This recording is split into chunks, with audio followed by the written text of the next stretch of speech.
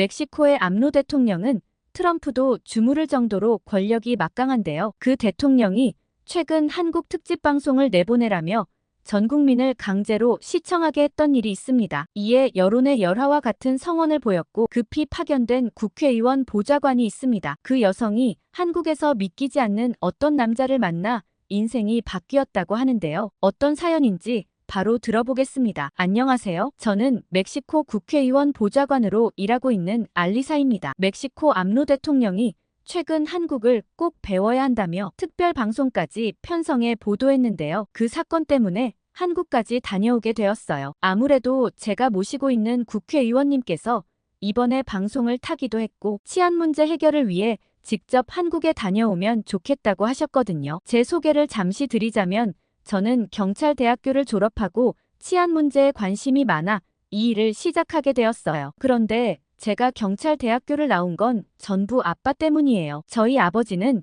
유명한 탐사보도 기자셨어요. 그래서 저는 어릴 적부터 늘 아버지의 기사를 읽으며 자랐어요. 제겐 정말 자랑스러운 분이셨죠. 특히 아버지는 마약 카르텔과 정부 비리를 파헤치는 기사들로 유명하셨습니다. 이를 어찌나 사랑하는 분이셨던지 저는 매일 밤 아버지의 타자기 소리를 들으며 잠들곤 했어요. 그러던 어느 날 아버지는 잠복 취재를 가신다며 3일 정도 집을 비울 예정이라고 하셨어요. 이런 일은 흔히 있던 일이었기 때문에 몸 조심히 다녀오라고 말씀드렸죠. 아버지가 잠복 취재를 갔다 돌아오시는 날이면 그동안 엄마와 둘이 잘 있었다며 선물을 사오셨기 때문에 저는 아버지가 잠복 취재를 가는 게 좋았어요. 양손 가득 선물과 함께 돌아오는 아버지를 기다리는 건 정말 즐거웠거든요. 그런데 아버지가 떠난 다음 날 저녁쯤 경찰이 집으로 찾아왔습니다. 저는 거실에서 현관을 지켜보고 있었고 엄마는 경찰과 몇 마디 나누더니 그 자리에서 바로 주저앉으셨어요. 경찰이 전한 소식은 정말 비극적이었습니다. 취재 도중 아버지가 총에 맞아 돌아가셨다고 했어요. 범인은 아버지가 취재하던 마약 조직이었죠. 그때 저는 고작 9살이었지만 지금도 그날의 기억이 생생해요. 그리고 선물과 함께 돌아오실 줄 알았던 아버지는 싸늘한 죽음으로 돌아오셨습니다. 아버지가 잠복 취재를 가는 걸 즐거워했던 제가 바보 같고 너무 속상했어요. 모든 게 제 잘못인 것만 같았죠. 그날 이후 저와 어머니는 단둘이 살게 되었습니다. 아버지의 장례를 치르면서 어머니는 몇 번이나 혼절을 하셨는지 모르겠어요. 두 분은 정말 사이가 좋으셨고 평소 다른 사람들에게 늘 친절했던 아버지였던지라 장례식장엔 굉장히 많은 사람들이 왔어요. 어린 딸을 두고 갔다며 제 손을 꼭 붙잡고 눈물을 글썽이던 어른들 모습도 기억납니다. 어머니는 아버지의 장례식 이후 우울증에 시달리셨어요. 매일 밤 울음소리가 들렸죠. 저는 어머니를 위로해드리고 싶었지만 어떻게 해야 할지 몰랐습니다. 그래서 학교에서 돌아오면 집안일을 도왔어요. 그리고 최대한 눈물을 참았죠. 제가 우는 모습을 보면 어머니도 분명 슬플 테니까요. 그리고 저는 꼭 아버지의 꿈을 이어가고 싶다는 생각을 하게 되었습니다. 아버지는 기사로 진실을 밝혀 마약 조직을 싹 다 쓸어버리겠다고 하셨지만 저는 경찰이 되어 마약 조직을 죄다 쓸어버려야겠다고 생각했어요. 사실 멕시코에 오는 관광객들은 멕시코의 정말 밝은 일부분만 보고 있어요. 칸쿤의 에메랄드빛 바다와 유카탄 반도의 신비로운 마야 유적, 멕시코시티의 활기 넘치는 거리들을 보고 멕시코 여행을 즐기러 오죠. 최근엔 한국인 부부들이 신혼여행지로 멕시코의 칸쿤에 정말 많이 온다고 하더라고요. 하지만 그 장소 외에 대부분의 현지인들의 삶은 전혀 평화롭지 않아요. 날이 갈수록 범죄 조직들 간의 세력 다툼이 심해지고 아무 죄 없는 시민들이 고스란히 그 피해를 입고 있어요. 특히 북부 지역은 한낮에도 늘 조심해야 하는 장소로 유명해요. 거긴 범죄 카르텔 간 영역 다툼이 굉장히 심각한 장소거든요. 총기를 든 갱단들이 대낮에 거리에서도 총격전을 벌이기 때문에 함부로 돌아다닐 수도 없죠. 정부에서는 2012년부터 마약 조직에 대해 강력 대응에 나섰지만 상황은 점점 심각해졌습니다. 일부 지역에서는 마약 조직의 영향력이 정부를 능가할 정도니까요. 마약 조직들은 막대한 자금으로 지역 주민들을 매수하고 심지어 경찰이나 공무원까지 매수하고 있죠. 아무래도 빈곤층들은 쉽게 돈을 번다는 생각에 그런 범죄 조직의 유혹에 빠져들고 있어요. 물론 제 친구들도 그런 제안을 받은 친구들이 많아요. 그만큼 범죄가 만연한 도시죠. 아무튼 경찰대학교에 입학하는 것을 목표로 저는 열심히 공부했고, 아버지가 돌아가시고 몇 년 정도 시간이 지나자 어머니도 우울증을 극복하고 점차 일상생활을 시작하셨어요. 오랜 기간 동안 엄마를 걱정하던 이모는 엄마가 좋아지는 모습을 보고 카페를 차려줄 테니 커피를 배워보라고 하셨고, 학원을 꾸준히 다니면서 엄마는 더 많이 좋아지셨어요. 제가 9살 때 아빠가 돌아가시고 엄마가 괜찮아진 건 거의 고등학생쯤이니 사실 엄마는 꽤 오랜 기간 긴 터널을 지나오셨죠. 그렇게 바리스타 자격증을 따자마자 이모의 도움으로 집 근처에 작은 카페를 열었고 매일 아침 일찍 일어나 카페를 준비하셨죠. 그러던 어느 날 카페에 한 남자 손님이 찾아왔어요. 그 남자는 한국의 LG전자라는 곳에서 파견 와서 근처에서 일한다고 했죠. 한국인 영훈 아저씨는 매일 커피를 마시러 왔어요. 단골 손님이 된 영훈 아저씨는 어머니와 이야기를 나누며 점점 가까워졌죠. 처음엔 그저 친절한 손님이라고만 생각했어요. 하지만 점점 어머니의 표정이 밝아지는 걸 느꼈습니다. 저는 그때 이미 고등학생이었고 오랜만에 어머니가 웃는 모습을 보니 기뻤어요. 그리고 엄마를 웃게 해주는 아저씨가 고마웠습니다. 어머니와 꽤 친밀한 사이가 된 아저씨는 제게 한국 문화와 음식을 소개해 주시기도 했어요. 그렇게 아저씨는 저희 곁에서 아버지의 빈자리를 조금이나마 채워주고 계셨습니다. 그러던 어느 날 영훈 아저씨가 어머니에게 고백했다는 걸 알게 되었어요. 어머니는 처음엔 망설이셨죠. 한국으로 돌아갈 사람이라는 생각도 있었고 저를 염려하기도 하셨어요. 그렇지만 아저씨는 멕시코 지사로 파견을 올 수 있다고 하셨고 저는 엄마의 새 출발을 응원한다고 얘기했어요. 결국 어머니는 영훈 아저씨의 마음을 받아들이셨습니다. 아버지가 돌아가시고 나서 정말 오랜만에 느껴보는 안정감을 느낄 수 있었습니다. 두 분의 관계는 빠르게 발전했고 아저씨는 자주 우리 집에 놀러 왔어요. 가족처럼 지내며 행복한 시간을 보냈죠. 어머니의 얼굴에서 웃음이 떠나지 않았습니다. 그러던 어느 날 아저씨는 한국에 다녀와야 한다고 하셨어요. 2년간의 파견 근무가 끝났기 때문에 한국에 다시 돌아가 6개월 정도 한국에서의 업무를 마무리하고 아예 정리한 후 다시 멕시코로 돌아올 수 있다고 했죠. 저희는 대수롭지 않게 여겼어요. 그간 아저씨가 보여주신 신뢰는 굉장히 깊었거든요. 아저씨가 설마 그대로 우리를 떠날 거라고는 생각하지도 않았습니다. 아저씨는 한국으로 가서도 어머니와 매일 연락을 주고받았어요. 그런데 3개월쯤 지났을까요? 아저씨의 연락이 뜸해졌습니다. 전화도 잘 받지 않았어요. 어머니는 불안해하셨죠. 그렇지만 저는 아저씨가 그럴 사람이 아니라며 한국에 무슨 일이 있을 거라고 했고 기다려보자고 얘기했어요. 그렇게 약속한 6개월이 지났지만 아저씨는 다시 연락을 하지 않았습니다. 어머니는 또다시 한동안 슬퍼하셨고 저는 어머니를 달래며 일상을 유지하려 노력했죠. 학교에 가고 카페 일을 도우며 하루하루를 보냈어요. 시간이 지나면서 어머니는 조금씩 회복되셨습니다. 하지만 더 이상 예전처럼 밝게 웃지 않으셨어요. 한국에 대한 이야기만 나오면 표정이 어두워지셨죠. 그 사이에 저는 바라던 경찰대학에도 입학했고 우수한 성적으로 경찰대를 졸업했어요. 그때 교수님을 통해 국회의원 보좌관으로 스카웃 제의가 왔죠. 제 이야기를 모두 알고 계신 교수님께서는 현장에서 뛰는 것도 좋지만 마약 문제 해결을 위한 정책들을 직접 제안해보면 어떻겠냐고 했습니다. 아무래도 개인의 힘으로 해결하기에는 한계가 있지 않겠냐며 경찰들을 움직이게 하는 큰 그림을 그려보라고 하셨습니다. 저는 그 제안이 매우 매력적으로 느껴졌고 졸업과 동시에 의원님 아래서 마약과 범죄 관련 정책을 제안하고 자문을 드리며 보좌관으로 일하고 있어요. 그러던 어느 날 TV에서 아예 특별방송으로 한국 치안에 대한 보도가 나왔고 대통령이 직접 기획한 영상에 여론은 환호했어요. 방송에서는 한국의 성공 비결을 배워 우리나라에 적용해야 한다고 주장하더라고요. 특히 치안 분야에서 한국의 시스템을 도입하면 우리의 문제를 해결할 수 있을 거라고 강조했습니다. 그 방송이 나오자마자 바로 의원님께선 제게 긴급히 연락을 했습니다. 직접 한국에 가서 한국의 선진 치안 시스템을 경험해보고 멕시코에 적용할 방안을 마련해보라고 하셨죠. 제게도 그 말은 일리가 있었습니다. 영상을 보고 난 후 인터넷에 검색을 해봤더니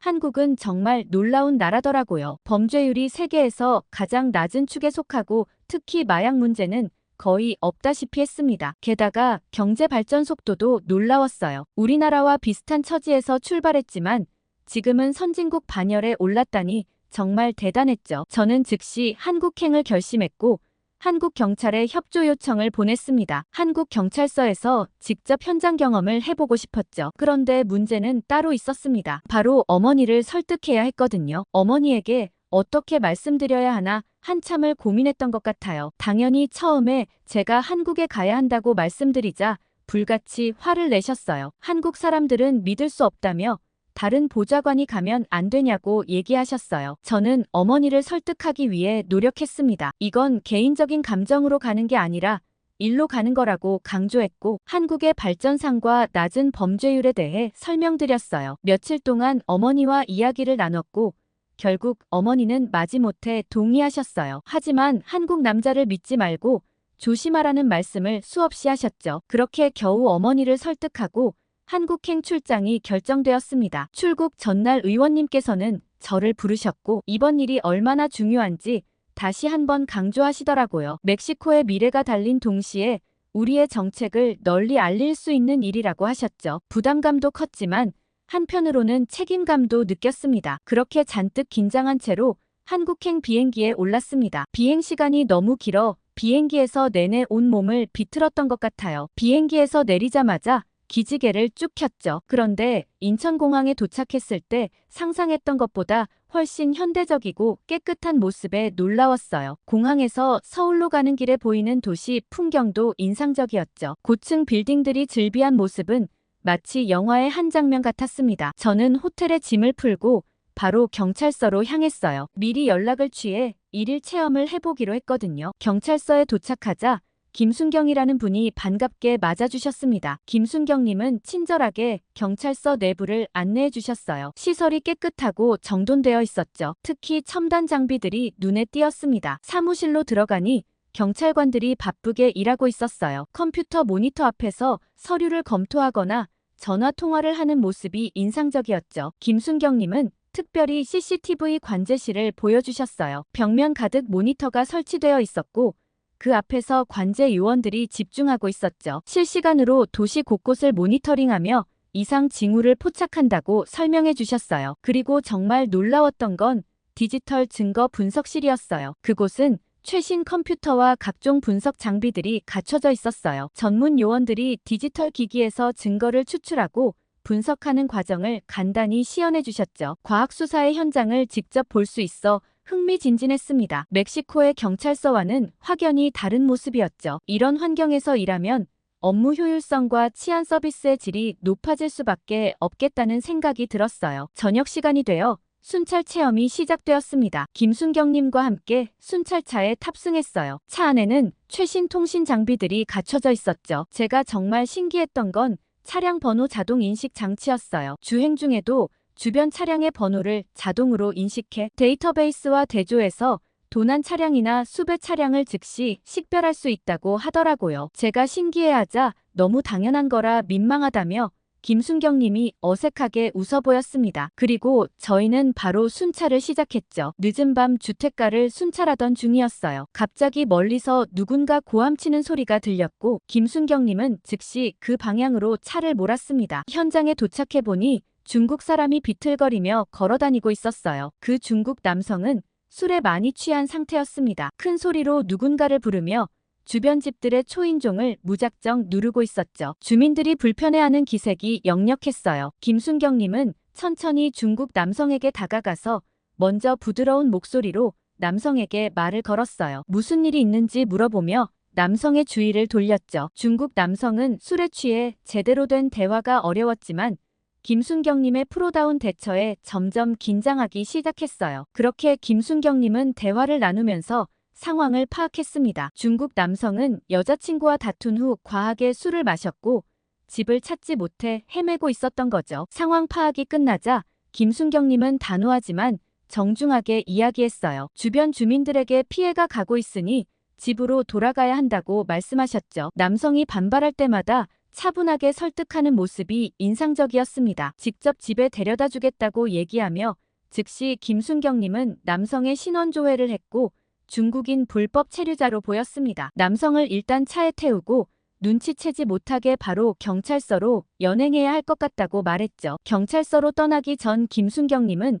주변 주민들에게 다가가 사과와 함께 상황 설명을 해주셨어요. 주민들은 중국인들 때문에 못 살겠다며 늘 거리에서 깽판 치고 다니는데 잡아가 주시니 속이 다 시원하다고 했습니다. 김순경님의 신속하고 적절한 대응에 고마워하는 모습이었죠. 김순경님은 앞으로도 주변 순찰을 강화하겠다고 약속하고는 차에 탔습니다. 그렇게 경찰서로 연행된 중국인 불법 체류자는 즉시 법무부로 인계되어 추방될 거라고 얘기했어요. 한국이 워낙 살기가 좋다 보니 몰래 들어오는 불법 체류자들이 너무 많아 골치가 아프다고 하셨죠. 사실 한국 사람들은 크게 범죄를 일으키지 않는데 문제는 다 외국에서 들어온 사람들 때문이라고 하셨습니다. 그래서 이런 일로 경찰 인력을 낭비할 때면 기운이 빠진다고 말씀하셨죠. 저는 한국의 범죄율이 상당히 낮던데 그 비결이 뭐라고 생각하냐고 물었습니다. 김순경님은 시민들의 높은 준법 의식과 경찰에 대한 신뢰 때문인 것 같다고 하셨죠. 또한 첨단 기술을 활용한 범죄 예방 시스템도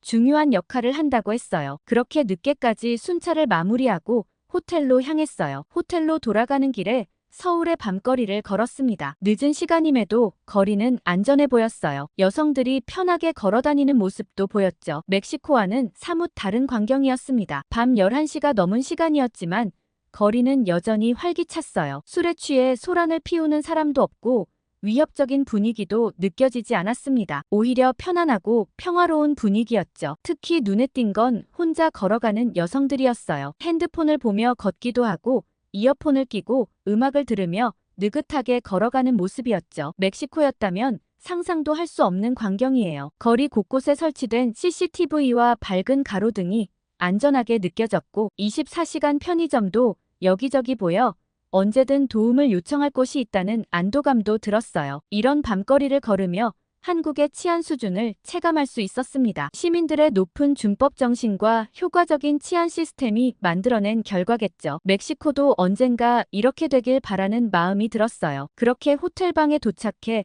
오늘 하루를 정리했어요. 피곤했지만 업무 보고 메일을 보내야 했죠. 노트북을 켜고 이메일을 확인하는데 낯선 주소에서 온 메일이 눈에 띄었습니다. 발신인을 확인하자 숨이 멎는 듯 했어요. 그 한국인 아저씨였습니다. 10년 전 우리 가족의 삶을 완전히 바꿔놓은 그 사람 말이에요. 메일을 열어야 할지 말아야 할지 한참을 고민했습니다. 어머니 생각이 났어요. 어머니는 그 아저씨와 관련된 모든 걸 지워버리셨죠. 휴대폰 번호도 바꾸고 이메일 주소도 새로 만드셨어요. 아저씨의 흔적을 완전히 지우고 싶어 하셨거든요. 결국 호기심을 이기지 못하고 메일을 열어봤습니다. 긴 내용의 편지가 눈앞에 펼쳐졌어요. 아저씨의 이야기를 읽기 시작했고 눈물이 쏟아졌습니다. 처음엔 믿기 힘들었지만 읽으면 읽을수록 아저씨의 진심이 느껴졌어요. 아저씨는 한국으로 돌아간 후의 이야기부터 시작했습니다. 처음엔 계획대로 멕시코 지사 발령을 기다렸대요. 그러면서 우리와의 약속을 지키기 위해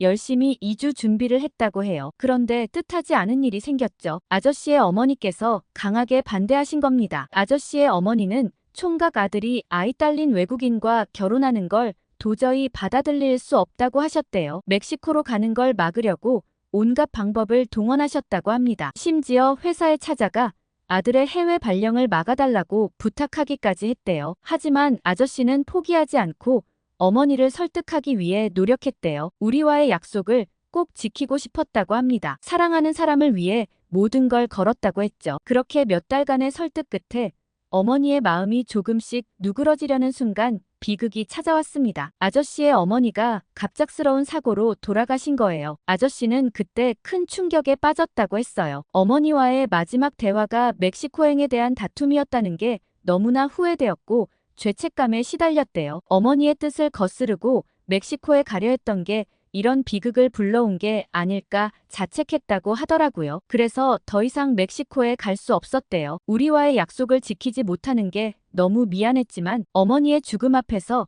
모든 계획을 접을 수밖에 없었다고 합니다. 그렇게 10년의 시간이 흘렀고 아저씨는 그동안 우리 생각에 많이 괴로워했다고 해요. 연락하고 싶었지만 용기가 나지 않았다고 하더라고요. 게다가 시간이 지나면 지날수록 더 연락하기가 어려워졌다고 합니다. 그러다 최근 우연히 옛날 사진을 찾았는데 바로 멕시코에서 우리와 함께 찍은 사진이었죠. 그 사진을 보며 갑자기 용기가 생겼다고 했어요. 이제는 돌아가신 어머니도 자신의 선택을 이해해 주실 거라는 생각이 들었고 우리에게 연락을 하기로 결심했대요. 하지만 어머니의 연락처로는 연락이 되지 않았고 마지막 희망으로 제 이메일로 연락을 했다고 했습니다. 아저씨는 편지 끝에 사과의 말을 전했어요. 우리에게 큰 상처를 줬다는 걸 잘 알고 있다고 하더라고요. 용서받기 어려운 일이라는 것도 안다고 했죠. 그래도 이렇게라도 연락할 수 있어 다행이라고 했습니다. 마지막으로 우리 가족이 잘 지내고 있기를 바란다는 말도 덧붙였습니다. 특히 저에 대해 많이 물었어요. 건강하게 잘 자랐는지,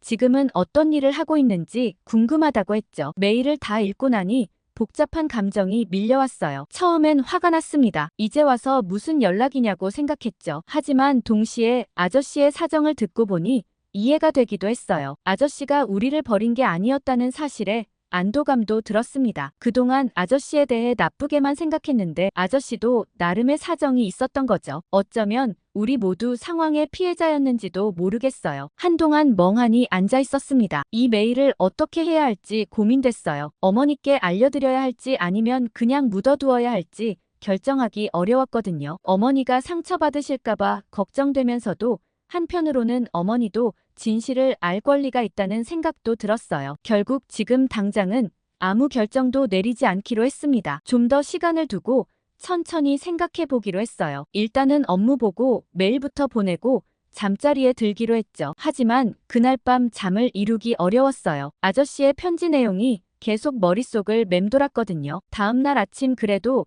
제가 한국에 있을 때 아저씨를 만나고 가야겠다는 생각이 번뜩 들었고 아저씨에게 제 연락처를 메일로 보냈어요. 얼마 지나지 않아 아저씨에게서 전화가 왔습니다. 목소리를 듣자마자 옛 기억이 떠올랐어요. 아저씨는 제가 한국에 있다는 사실에 놀라시면서도 기뻐하셨죠. 그러면서 우리는 강남 근처 카페에서 만나기로 했습니다. 저는 약속 시간보다 일찍 도착해 초조하게 기다렸어요. 얼마 지나지 않아 카페 문이 열리고 아저씨가 들어오셨죠. 처음엔 알아보기 힘들 정도로 많이 변해 계셨어요. 아저씨는 너무 많이 야위어 있었습니다. 머리도 많이 하얗게 새셨고 주름도 깊어졌어요. 하지만 그 따뜻한 미소만은 그대로였고 저를 보자마자 반갑게 달려오셨어요. 아저씨는 다시 한번 과거에 대해 사과하셨어요. 그리고 그동안 어떻게 지냈는지 물으셨죠. 저도 제 근황을 말씀드렸어요. 아저씨는 제가 이렇게 훌륭하게 자랐다며 기뻐하셨습니다. 그러다 조심스럽게 어머니 얘기를 꺼내셨어요. 어머니가 잘 지내시는지 물으셨죠. 용서해 주실까 걱정된다고 하셨어요. 저는 솔직히 잘 모르겠다고 했습니다. 어머니께서 많이 상처받으셨다고 말씀드렸어요. 하지만 한편으로 희망적인 얘기도 해드렸습니다. 어머니가 맨날 한국 욕을 하면서도 늘 한국 LG전자 기사는 챙겨보신다고 말씀드렸어요. 아저씨는 그 말을 듣고 살짝 웃으셨죠. 저는 조심스럽게 두 분이서 만나보시는 게 어떻겠냐고 제안했어요. 아저씨는 잠시 고민하시더니 어머니만 준비되면 얼마든지 만나고 싶다고 하셨습니다. 하지만 어머니가 만나주실지 걱정이라고 하시더라고요. 그렇게 아저씨와 헤어지기 전 점심을 먹으러 갔어요. 근처 김치찌개 집이었는데 김치찌개는 아저씨가 멕시코에서 자주 해주셨던 음식이에요. 제가 어렸을 때 가장 좋아했던 음식이기도 하죠. 그 맛을 떠올리며 가게로 들어갔어요. 아저씨와 김치찌개를 먹으며 옛날 얘기를 나눴습니다. 멕시코에서의 추억들, 특히 아저씨가 요리해 주셨던 기억들을 이야기했어요. 아저씨도 그때를 떠올리며 눈시울을 붉히셨죠. 식사를 마치고 나오면서 아저씨는 결심한 듯한 표정을 지으셨어요. 어머니께 직접 연락해보겠다고 하셨습니다. 저는 어머니 전화번호를 넘겨드리며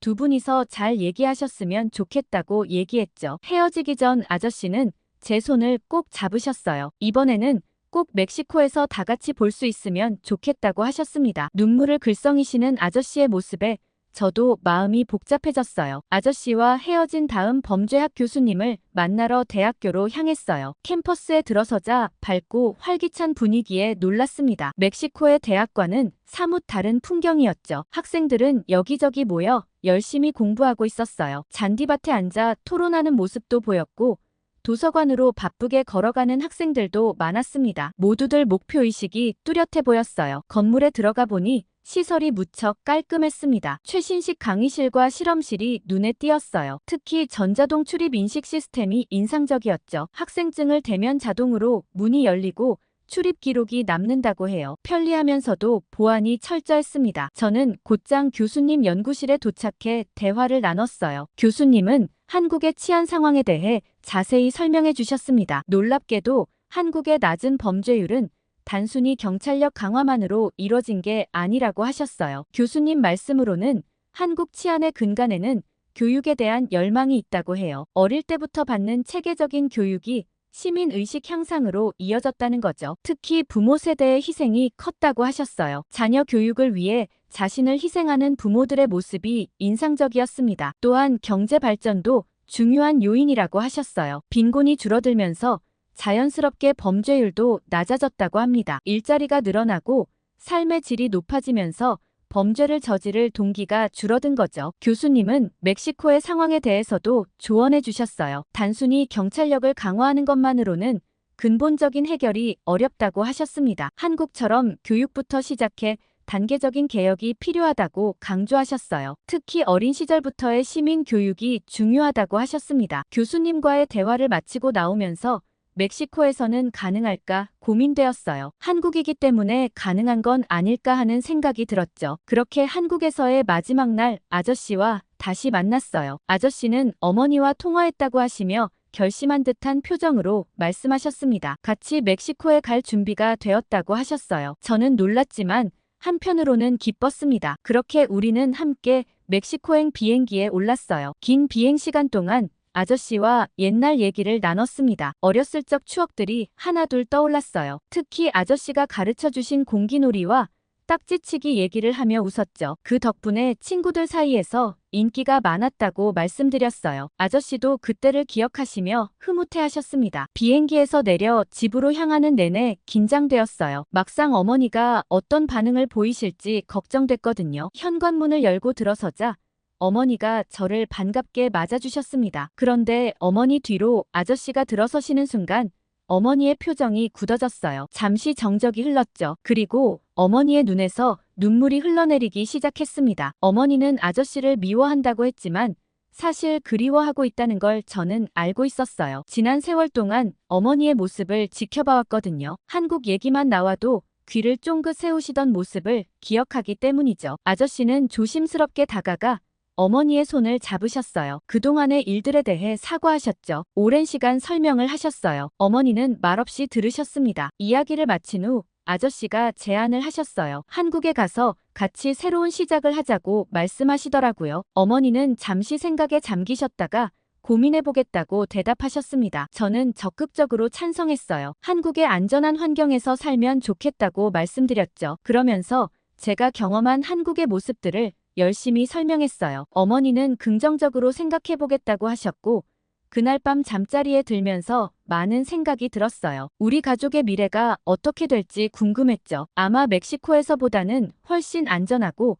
행복하게 살 수 있지 않을까요? 오늘 알리사 씨의 사연 어떻게 들으셨나요? 인연이 될 사람들은 결국 돌아서 만나게 되는 것 같아요. 아무래도 총각 아들이 애 딸린 외국인과 산다고 멕시코까지 간다고 하면 쉽게 이해하기는 어려울 것 같아요. 물론 그 선택은 자식이 하는 거지만 말이죠. 오늘 사연 어떻게 생각하시는지 댓글 많이 달아주세요. 구독과 좋아요 꾹 눌러주시고 더 좋은 사연으로 돌아오겠습니다. 사연 제작소 감동 필름이었습니다. 한국인 비빔밥 보면 먹는 것도 쓰레기 같고 이기적인데다 길거리도 엉망이라는데 그런 나라를 꼭 가야 해. 아니 중국 선수들 응원하러 가야 될 거 아니야. 우리 중국인들 힘을 보여주자고. 여기 북경의 한 강의실에서 여학생 2명이 한국 원정 응원에 대해 얘기하고 있습니다. 그런데 중국 대표 응원단으로 한국에 도착해놓고 막상 한국인이 되고 싶다고 절규하게 되는데요. 그녀에게 어떤 일이 있었던 건지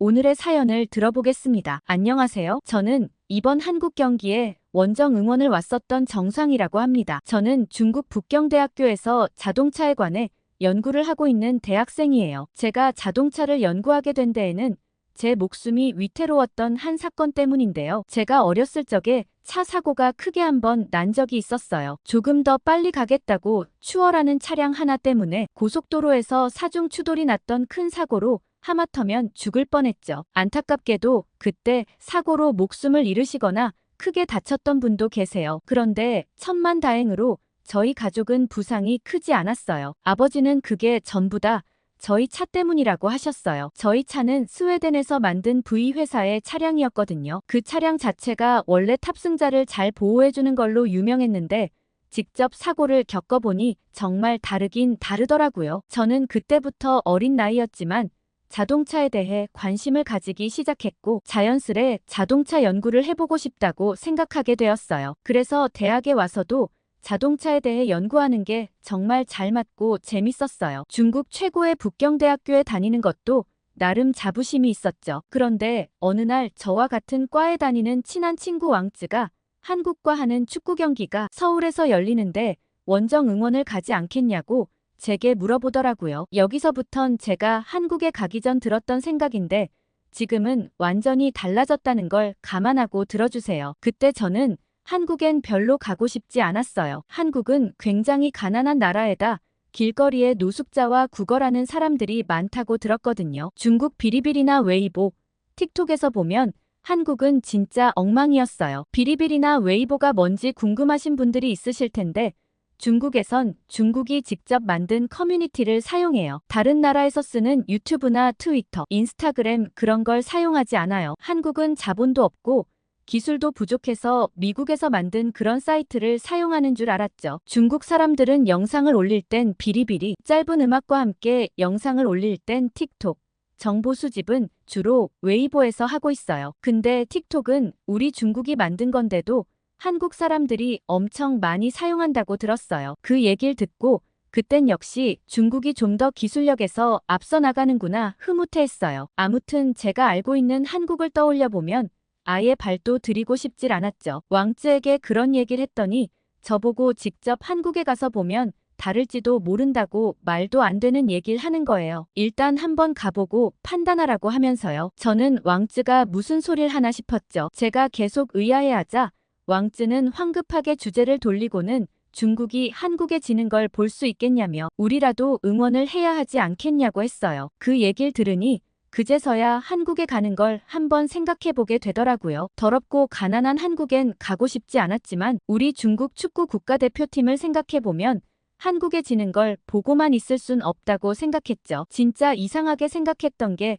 중국 사람들은 뭐든 세계 1등이라고 여겼거든요. 땅 넓이도 1등, 인구도 1등인데 축구 성적은 정말 믿을 수가 없었죠. 아무래도 축구만큼은 다른 나라에서 뭔가 로비도 많이 하고 심판을 매수해서 중국이 지는 것 같다고 웨이보에 올라와 있었어요. 중국은 정정당당하게 경기를 하는데 다른 나라에서 심판을 로비하지 않는 이상 이런 성적이 믿기질 않잖아요. 그리고 한국에는 손흥민이라는 월드클래스 축구 선수가 있다고 하던데 모두 그 선수에게 잘 보이고 싶어서 한국 편을 들어주는 건가 싶기도 했어요. 저번 싱가포르와 경기 결과를 봤는데 7대 0이 말이나 되나요? 우리 중국은 2대 2로 겨우 비겼는데 말이죠. 진짜 믿기지 않는 성적이더라고요. 만약 이번에도 심판이 한국을 잘 봐주려고 한국에 유리하게 경기를 하면 바로 경기장에 들어가서 엎어버려야겠다는 생각을 그때까진 했었죠. 아무튼 저도 왕쯔와 함께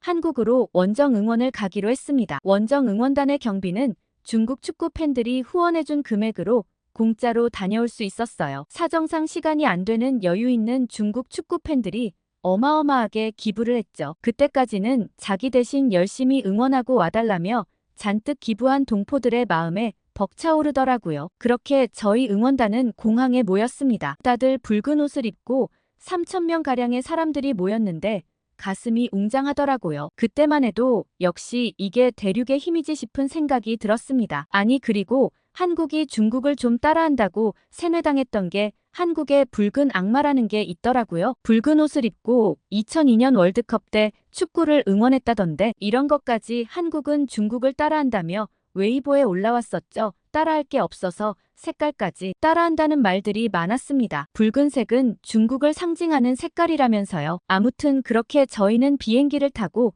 인천공항에 내렸습니다. 그런데 인천공항에 내리자마자 저는 기분이 묘했어요. 제가 알고 있던 인천공항은 구걸하는 사람들이 여기저기에 있고 사람들이 서로 소리 높여 싸우고 지저분하고 다 쓰러져가는 모습이었거든요. 저는 왕쯔를 툭툭 치며 내가 알던 거랑 좀 다른 것 같다고 얘기했죠. 왕쯔는 내가 가보면 다를지도 모른다고 했지 않냐며 인천공항은 세계 최고의 공항이라고 불린다고 얘기했어요. 왕쯔는 주변 사람들이 혹시나 들을까 최대한 작은 목소리로 속삭였습니다. 저는 왕쯔의 말을 듣고 좀 충격을 받았어요. 내가 알고 있던 게 사실이 아니었나 싶었죠. 어렸을 때부터 늘 중국에서 들었던 것과는 좀 달랐거든요. 다른 중국 응원단들도 좀 의아해하며 두리번거리자 응원단 단장인 위룡 아저씨가 갑자기 이야 한국 진짜 대단하네 라고 소리쳤어요. 우리 중국한테 안 좋은 꼴 보이기 싫어서 순식간에 공항을 싹 다 치워놨다며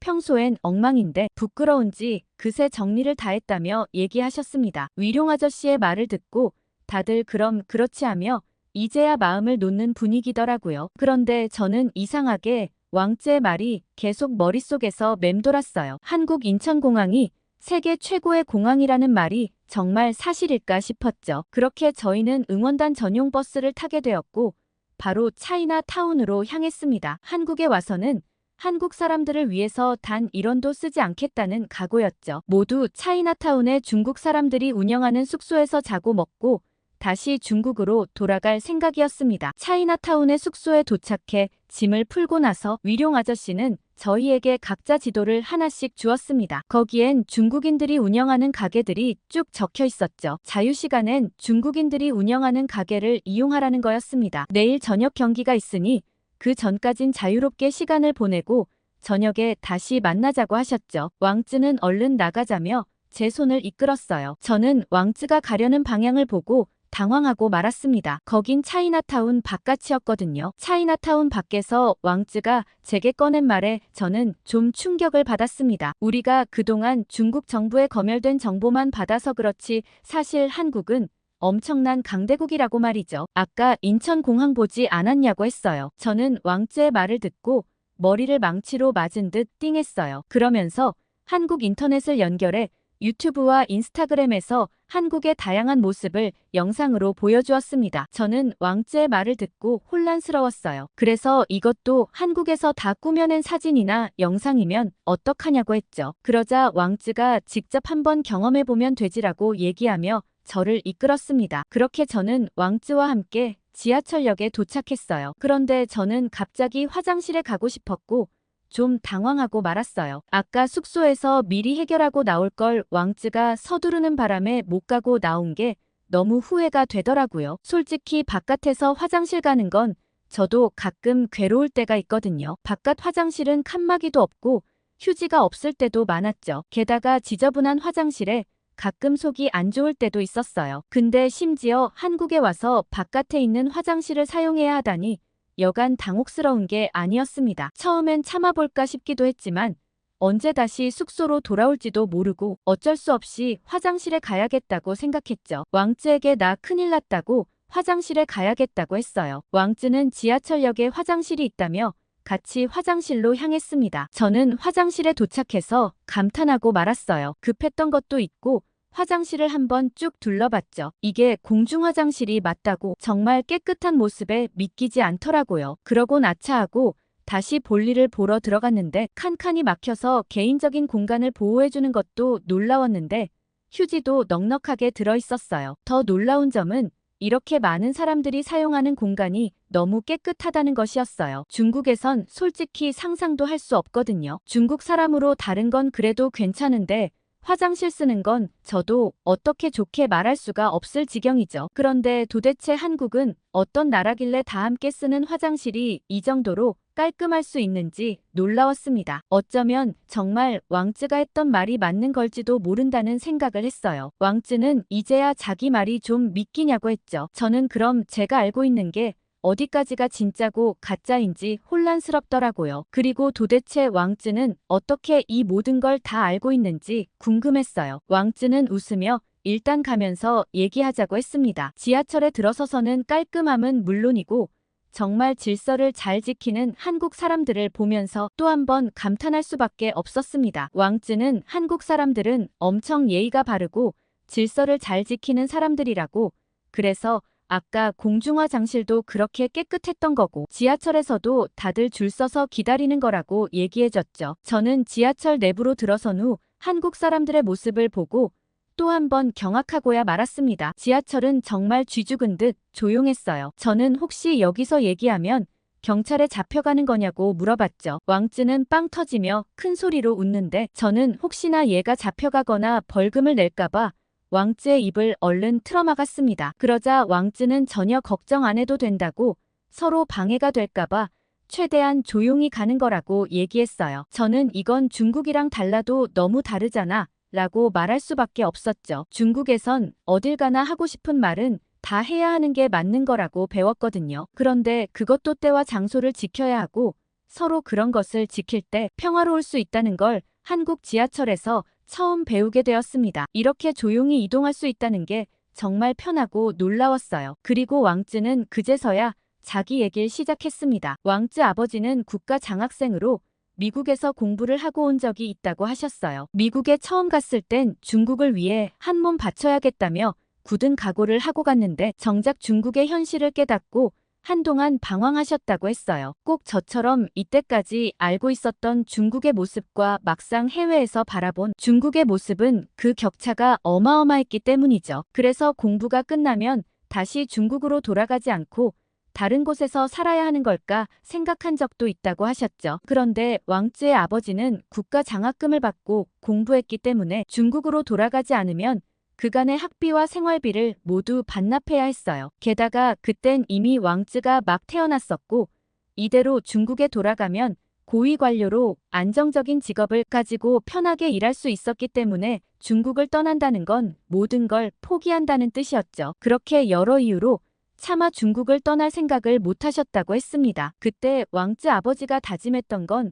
절대 자식을 중국의 우물 안에 가두지 않아야겠다고 생각하셨대요. 그래서 왕쯔는 고등학교 때까지 해외에서 줄곧 유학 생활을 했고 어느 정도 머리가 다 자란 대학생이 돼서야 중국으로 왔다고 했죠. 그런데 돌아올 때 아버지와 약속을 하나 했대요. 절대 중국에선 다른 나라 칭찬을 하지 말고 중국이 좋다고 하면 그냥 거기에 찬성만 하되 중국을 비하하거나 뒤처지고 있다는 말을 하면 안 된다고 말이죠. 잘못했다간 아버지부터 시작해서 대대로 공안의 조사를 받아야 할지도 모른다고 했습니다. 그래서 왕쯔는 중국에선 아는 걸 말하지 않고 조용히 지냈다고 했어요. 그런데 왕쯔는 저와 가까이 지내게 되면서 친하게 지내는 제가 중화 사상에 빠져 있는 걸 도저히 보고만 있을 순 없다고 했어요. 자꾸 편협한 생각에 빠지는 저를 지켜볼 수 없겠다고 생각한 왕쯔는 이번 기회에 한국에 가서 새로운 세상을 보여주고 싶었다고 했죠. 사실 중국 고위 간부들은 이미 이런 걸 다 알고 있고 그 자녀들도 다 왕쯔처럼 해외 유학을 하는 경우가 많다고 했어요. 그 중에 일부는 진짜 중화 사상에 심취해 해외에서도 중국이 최고라고 하는 사람이 있는 반면 왕쯔처럼 다 알면서도 조용히 지내는 사람도 많다고 했죠. 왕쯔의 얘기를 들으면서 한편으로는 중국 고위 간부들이 왜 제대로 된 사실을 알리지 않는 걸까 원망스러우면서도 중국 정부의 강경한 태도를 생각해보면 그런 선택을 할 수밖에 없겠다 싶었죠. 왕쯔와 이런저런 얘기를 나누다가 왕쯔가 이제 내려야 한다며 지하철에서 내리게 되었어요. 지하철에서 내려 밖을 나가는 순간 저는 어마어마한 빌딩에 압도되고 말았습니다. 왕쯔가 저를 데려간 곳은 잠실이었어요. 여기에 한국에서 가장 높은 건물이 있다고 거기서 한번 서울 시내를 구경해보자고 했죠. 왕쯔와 함께 간 곳은 엄청 큰 쇼핑몰이 아래에 있었는데 한국 거리에는 그 어디에도 구걸을 하거나 노숙하는 사람이 보이지 않았어요. 게다가 한국 사람들은 정말 옷도 잘 입고 깔끔했죠. 젊은 사람들은 다 아이돌 같은 느낌이 들었어요. 길쭉길쭉하고 세련된 모습이 다들 연예인 같더라고요. 그렇게 왕쯔와 타워 꼭대기로 향하는 엘리베이터를 탔습니다. 그 건물은 무려 555m 123층에 달하더라고요. 엘리베이터에는 전망대로 향하는 한국 사람들이 가득했는데 저는 정말 특이한 점을 한 가지 발견했습니다. 이렇게 사람이 많은데도 냄새가 나지 않았어요. 오히려 어디선가 은은하게 좋은 냄새가 나기도 했죠. 한국 사람들은 떡진 머리를 한 사람도 아무도 없고 정말 깔끔하고 청결한 것 같다는 생각이 들었습니다. 중국이었다면 이렇게 사람이 가득 차면 냄새가 진동을 했을 텐데 계속 중국과 한국이 비교되었습니다. 그렇게 상쾌한 기분으로 엘리베이터를 타고 올라갔고 타워 꼭대기에서 본 한국 시내의 모습은 장관이었습니다. 높은 빌딩들이 빼곡하게 채워져 있고 정말 화려했어요. 저는 한동안 충격에 휩싸이고 말았어요. 왕쯔는 그런 저를 보고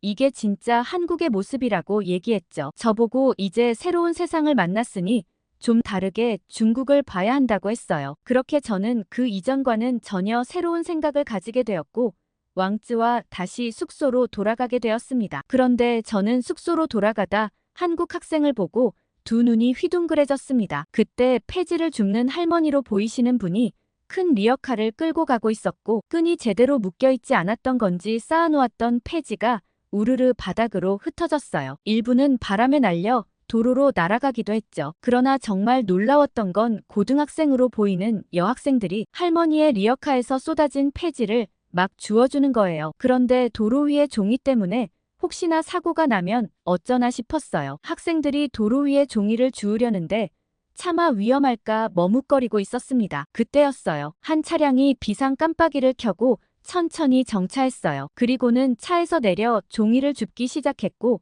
학생들도 함께 종이를 주었어요. 그러자 그 뒤를 따르던 도로 위의 차량들이 종이를 줍는 사람들이 위험하지 않도록 길을 막고 기다려줬죠. 저는 믿을 수 없는 상황에 입이 떡 벌어졌습니다. 한국 사람들이 예의 바르고 질서를 잘 지키는 건 성인이 되어 남들에게 보여주기 위함이 아니라 매우 어렸을 때부터 몸에 배어있는 습관 같은 거라는 걸요. 왕쯔는 제게 만약 중국에서 이런 일이 생겼으면 어땠을 것 같아? 라고 얘기했죠. 저는 생각하기도 싫었습니다. 할머니의 리어카에서 종이가 떨어지는데 관심을 가지는 사람은 아무도 없을 테고 그 종이 때문에 사고가 나도 서로 욕하기 바빴겠죠. 왕쯔는 한국 사람들의 도덕성은 세계에서도 알아준다고 했어요. 왕쯔의 유학 시절에도 한국 친구들은 친절한 데다 배려심도 깊어 인기가 정말 많았다고 말이죠. 그렇게 한국 사람들의 시민의식에 놀라워하며 차이나타운에 들어왔고 길거리에 보이는 중국 사람들이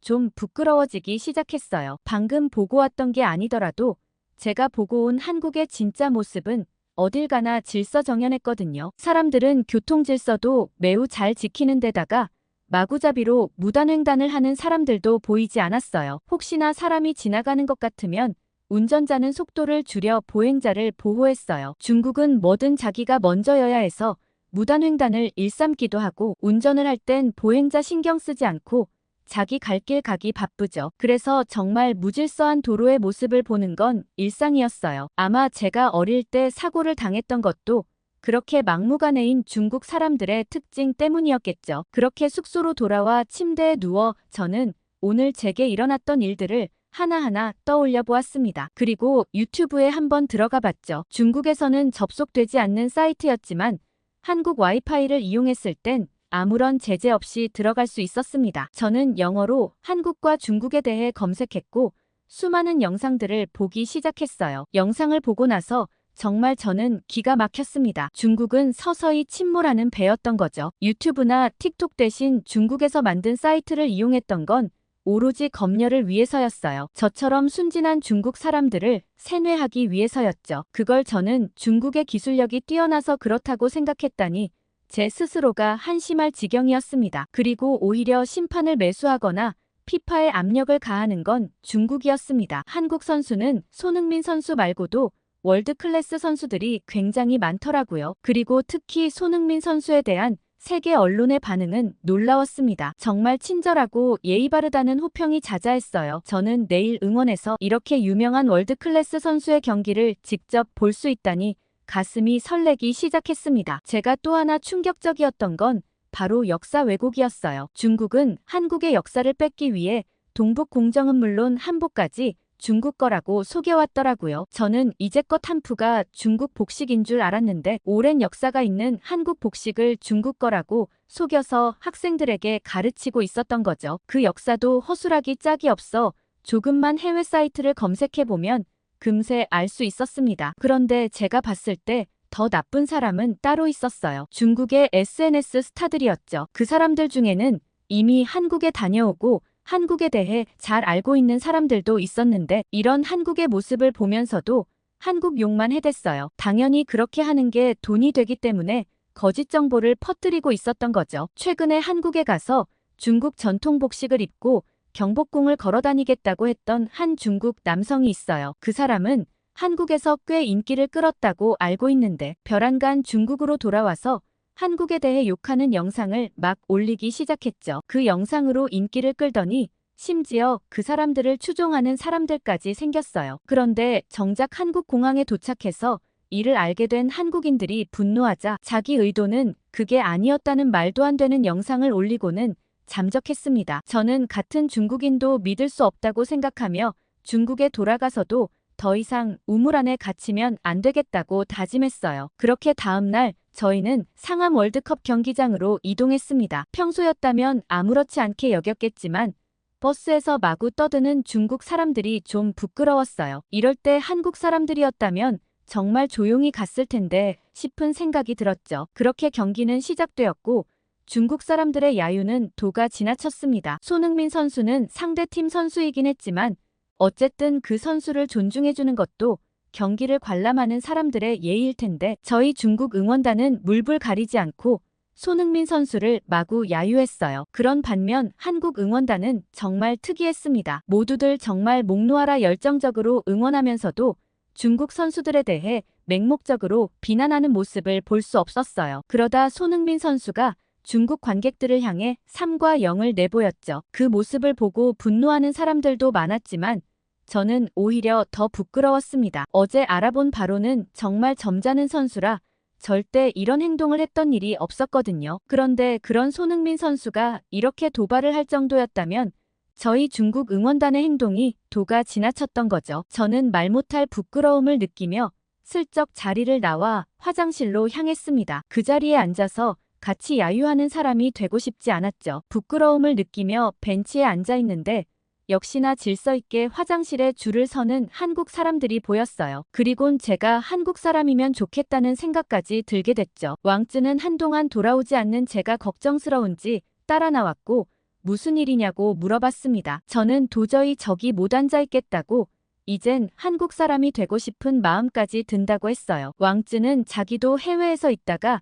중국으로 돌아왔을 때 막무가내인 중국 사람들을 보고 그런 생각을 많이 했다고 했어요. 그래서 이번 학기만 끝나면 다시 해외로 갈 계획이 있다고 했죠. 저도 왕쯔를 따라가고 싶은 생각이 들었습니다. 그래서 어디로 갈 예정이냐고 물었고 왕쯔의 대답은 놀라웠어요. 왕쯔는 한국에서 공부하며 한국 H자동차를 목표로 공부해 볼 생각이라고 했어요. H자동차는 세계에서 알아주는 대기업인데다가 인도 시장 진출까지 목표로 하고 있다고 했죠. 그리고 무엇보다 왕쯔는 H자동차의 GV 모델이 정말 마음에 든다고 했어요. 왕쯔의 말을 듣고 저는 고개를 끄덕였어요. GV 모델이라면 인정할 만했죠. 그렇게 저는 다시 중국으로 돌아왔고 계속 제 진로를 고민하고 있는 중이에요. 왕쯔는 이번 학기까지만 하고 한국으로 갈 준비를 모두 마쳤죠. 그런데 문제가 하나 생겼어요. 처음 부모님께 이 말씀을 살짝 꺼냈을 때 부모님께서는 매우 반대하셨습니다. 중국 최고 대학에 들어가 놓고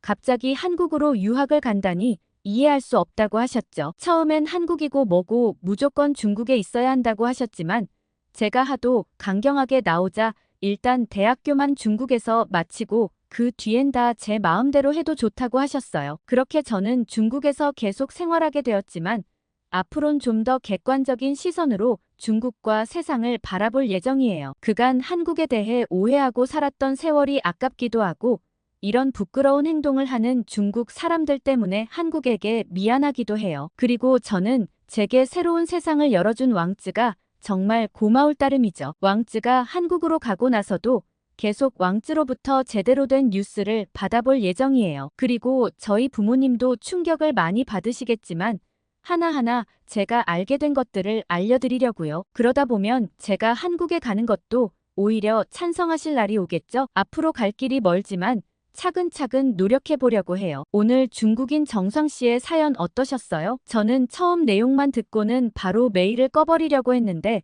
차근차근 읽다 보니 이런 중국인들도 늘어나고 있구나 싶은 생각에 사연을 채택하게 되었습니다. 아무래도 요샌 해외 유학생들도 많고 해외여행도 늘다 보니 중국이 아무리 막고 검열해도 슬슬 한계가 드러나게 되겠죠. 그리고 중국이 월드컵 3차 예선에 턱걸이로 진출하게 되었다고 해요. 태국이 싱가포르를 상대로 한 골만 더 넣었다면 중국이 탈락하게 될 뻔했죠. 그래서 중국인들이 경기에서 진 싱가포르 골키퍼에게 고맙다고 QR 송금을 보내고 있다고 하더라고요. 경기에서 진 골키퍼에게 자기들이 예선 진출했다고 되려 고맙다고 돈을 보내다니 무례함이 끝이 없다는 생각이 들었습니다. 아무튼 오늘 사연 재밌게 들으셨다면 구독, 좋아요 눌러주시고 댓글도 많이 달아주세요. 이상 감동 필름이었습니다.